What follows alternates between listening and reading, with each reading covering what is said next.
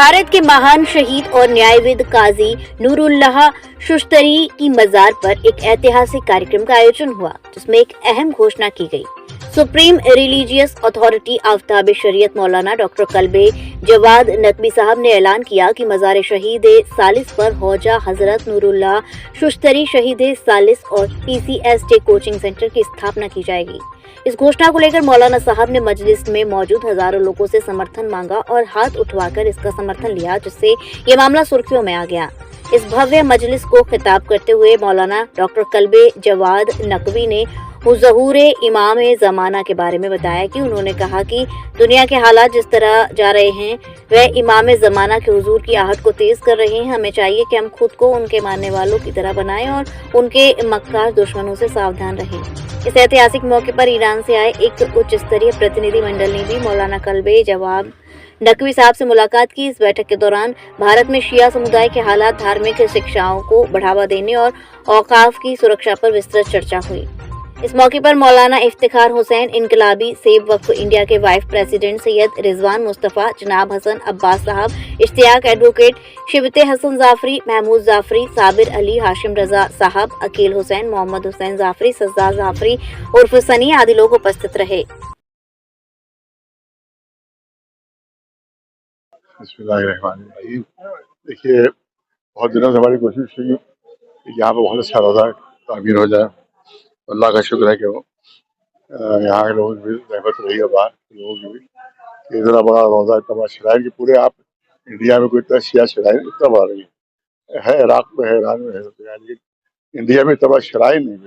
इमाम बड़ा है, बड़ा इमाम बड़ा है, लेकिन इमाम बड़ा अलग चीज़ होती है और रोज़ा अलग चीज़ होती है। तो इतना बड़ा रोज़ा नहीं है यहाँ पे। तो और इसमें बड़े बड़े हॉल बने हुए। तो हम लोगों ने यहाँ पर प्लानिंग रखी है कि इसके अंदर बच्चों को तालीम दी जाएगी, एजुकेशन दी जाए और उनको ट्रेन किया जाए। जैसे मेडिकल ट्रेनिंग है वो यहाँ की जाए, या IS PCS की ट्रेनिंग यहाँ पर की जाए। उसके अलावा जो धार्मिक तालीम हासिल करना चाहे तो धार्मिक तालीम भी यहाँ पर दी जाए। दोनों है, मॉडर्न और धार्मिक दोनों तालीम यहाँ पर इंतजाम किया जाए, ताकि ये बेकार ना पड़ रही। तो करोड़ों रुपए खर्च हो गए, वो खाली पड़े रहे हैं, कोई फायदा नहीं।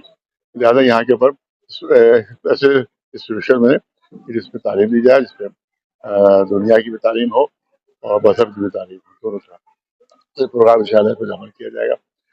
और उसके अलावा ये कि जो शहीद हैं काजी नूरुल्लाह शुश्तरी, ये अकबर के ज़माने में यहाँ आए थे। ये ईरान से शुश्तर हैं, तो वहाँ पर काजी थे। उसके बाद जहांगीर के ज़माने में इनकी शिकायत, वहाँ के जो कोई वहाबी थे, उनकी शिकायत की कि ये जो है वो शिया है। तो शिया होने के जुर्म में इनको फिर शहीद कर दिया।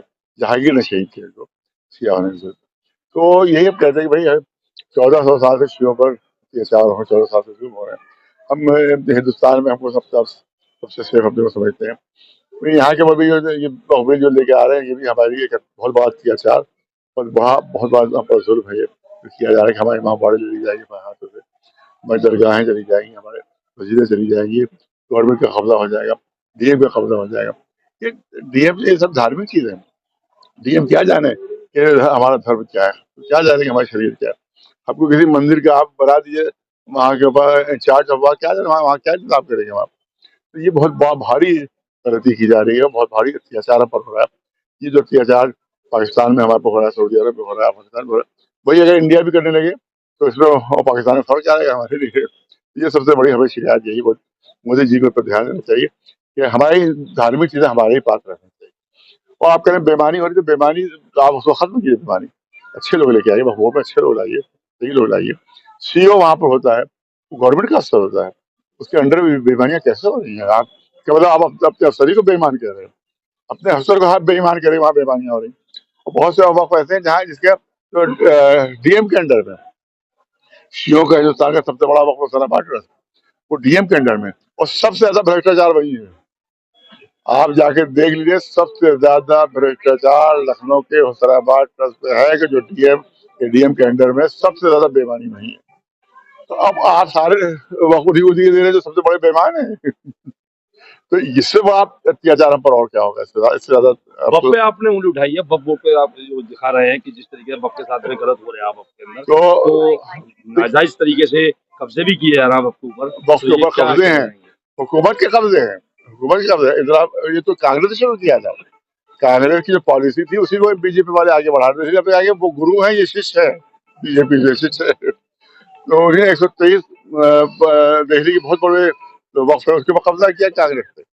अब ये भी उसी को शुरुआत कर रहे हैं। इसी तरह से आप देखें कि कितने जैसे इंदिरा भवन लखनऊ में बना हुआ कांग्रेस के जमाने बना, नेहरू भवन बना हुआ है, इस तरह और बहुत कितने औकाफ हैं वहां के ऊपर। यहाँ तक कि अंबानी जी का जो मकान है, खूबसूरत बिल्डिंग है, वो अनाथालय की जमीन के ऊपर है, अनाथालय वक्त है।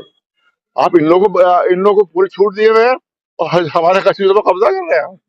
आप तो अंबानी के ऊपर क्यों नहीं देता, आप रिसर्च कर रहे हैं वहां पर कैसे उसने कब्जा कर लिया। आप देखिए नेहरू भवन, इंदिरा भवन, ये सब कैसे बन गए।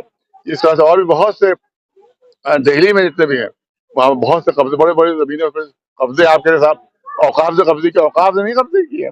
80% वक्त की जमीनों पर नाजायज कब्जे, इसमें गवर्नमेंट भी शामिल है।